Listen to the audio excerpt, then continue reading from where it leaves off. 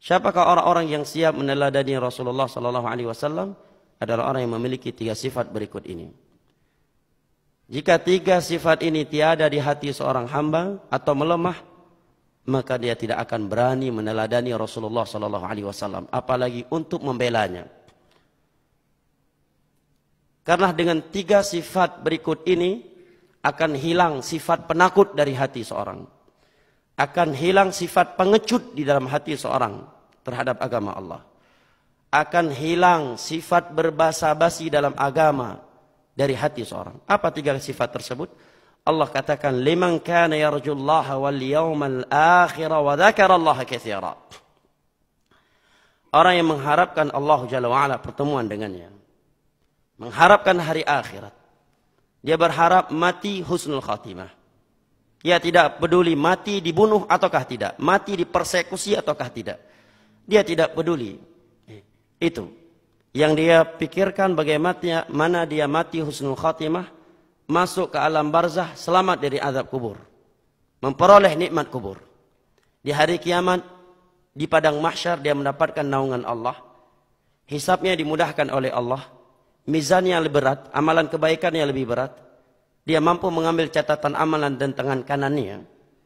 Dia mampu melewati as-sirat yang Allah bentangkan di atas neraka Jahannam, lebih tipis daripada rambut. Di atasnya ada duri-duri akan menyambar siapa saja yang Allah perintahkan. Kemudian dia tidak diberhentikan di Al-Qantarah, juga tidak diberhentikan di Al-A'raf, sebuah tempat antara surga dan neraka. Di sana Allah berhentikan orang-orang yang kebaikannya setara dengan kebaikannya. Dan dia pun selamat dari neraka Allah Jalla wa'ala, mampu meraih surga Allah Jalla wa'ala. Ini yang dia harapkan. Wa dzakarallaha katsira, dan banyak mengingat Allah Jalla wa'ala. 3 sifat ini jamaah yang dimuliakan Allah, apabila sempurna di dalam hati kita, demi Allah akan hilang sifat pengecut dari hati kita dalam membela agama Allah. Jika 3 sifat ini tertanam di hati kita, demi Allah kita tidak akan meninggalkan kebenaran karena takut sama manusia. Jika 3 sifat ini tertanam kuat di dalam hati kita, demi Allah kita tidak akan takut dimutilasi, dibunuh, dibakar hidup sekalipun, karena membela agama Allah. Demi Allah jemaah. Ya.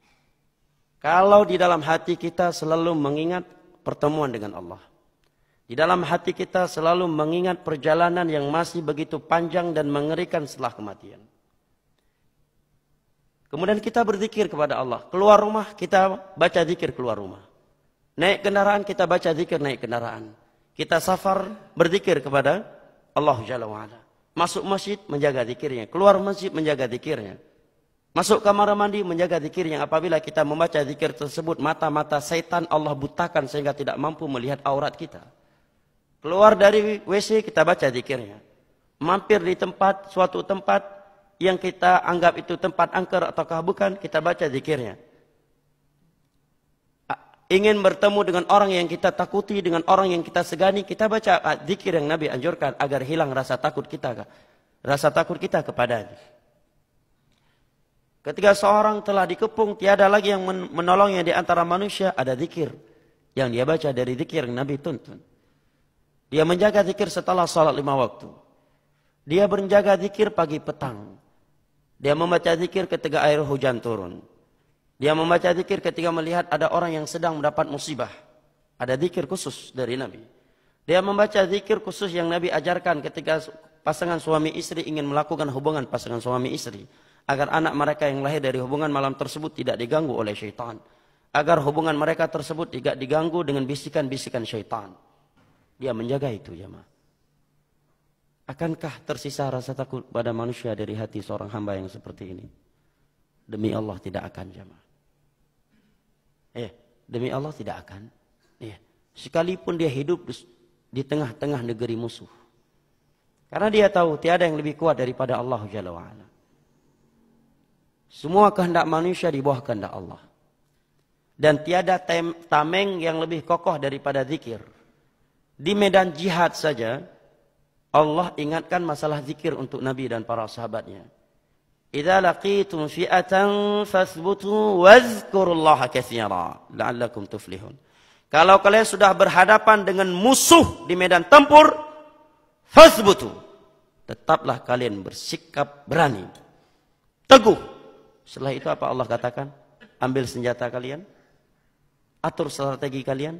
Itu bagian dari hal yang perlu kita lakukan. Tapi Allah ingatkan yang lebih penting dari itu. Wazkurullah, berzikirlah kepada Allah dengan zikir yang banyak. La'allakum tuflihun, agar kalian beruntung jamaah. Ya.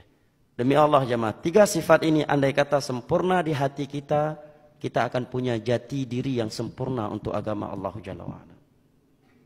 Akan punya keberanian di dalam menerapkan dan menerangkan agama Allah. 3 zikir ini, 3 sifat ini. Maka kita lihat Nabi Ibrahim alaihi salam. Ketika beliau ditangkap jemaah. Coba bayangkan. Seorang da'i, ustadz ditangkap, ditelanjangi di depan rakyatnya. Tiada sehelai benang pun yang tersisa di badan beliau. Lihat Nabi Ibrahim alaihi salam. Ditangkap, ditelanjangi. Dan sudah disiapkan dalam suatu tempat untuk dilempar ke api yang begitu besar. Apakah beliau menjerit? Tidak. Beliau berteriak? Tidak. Beliau memanggil ayahnya? Tidak. Ayahnya justru yang berkata kepada beliau, la illam tantahi la arjumannak wahjurni maliya. Kalau kamu belum berhenti dari dakwah ini, kamu saya lempar, saya rajam dengan batu. Dan kamu saya usir. Minta tolong ke siapa lagi? Jibril alaihi salam datang menampakkan dirinya dan menawarkan bantuan kepada Ibrahim alaihi salam. Apa kata Nabi Ibrahim? Kepada engkau tidak. Aku butuh kepada yang menciptakan engkau. Tiada yang keluar dari mulut Nabi Ibrahim ketika dilemparkan ke dalam api kecuali satu. Hasbiyallahu wa ni'mal wakil. Sebagaimana dalam riwayat Al-Imam Al-Bukhari dari Abdullah bin Abbas radhiyallahu anhuma.